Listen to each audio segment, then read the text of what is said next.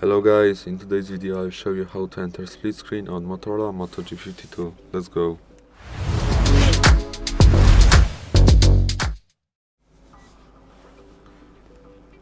Okay guys, so it's very easy. All you need to do is enter some apps, for example YouTube, and let's go to Chrome.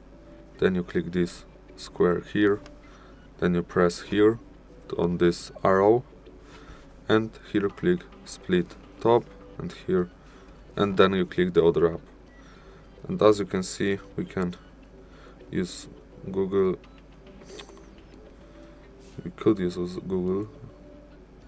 Then we click the other app, okay. And as you can see, we can use both apps here at the same time.